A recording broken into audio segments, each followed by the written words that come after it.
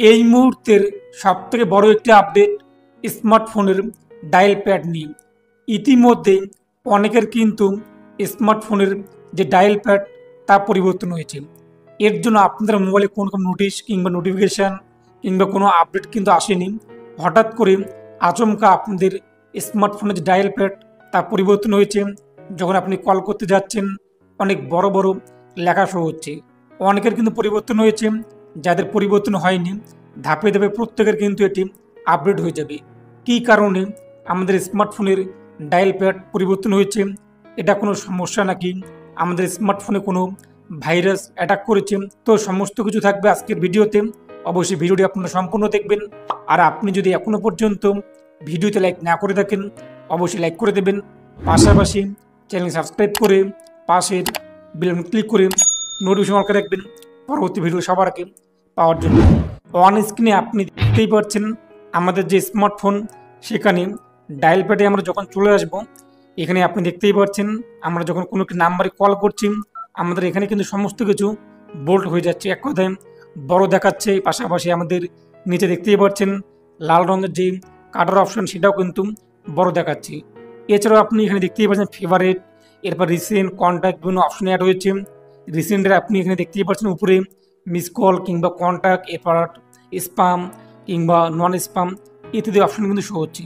আর অনেকেই কিন্তু এই নিয়ে সোশ্যাল মিডিয়ায় পোস্ট করছে তাদের স্মার্টফোনের ডায়াল প্যাড পরিবর্তন হয়েছে হঠাৎ করে আচমকা।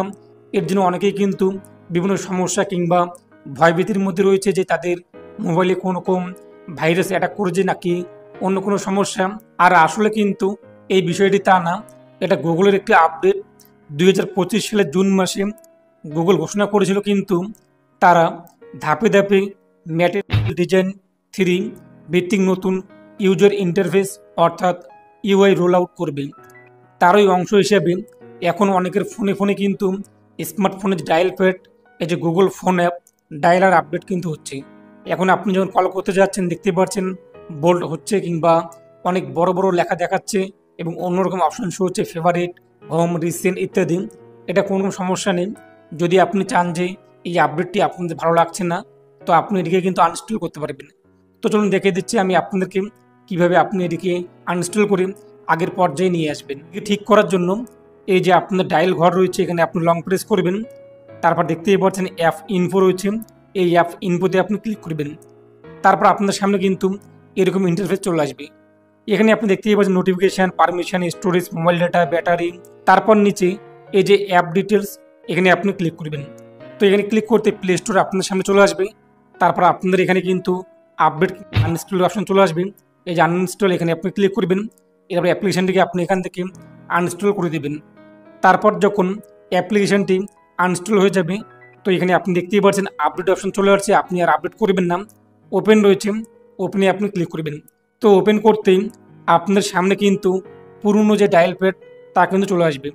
এরপর আপনি এখান থেকে কল করুন। আমি আপনাদেরকে জাস্ট একটি কল করে দেখিয়ে দিচ্ছি।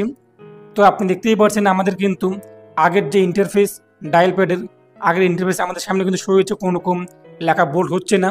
যদি আপনি চান যে পুরনো যে ডায়াল প্যাড সেটা ব্যবহার করতে, তাহলে অবশ্যই আপনি এটিকে আনইনস্টল করে দিন।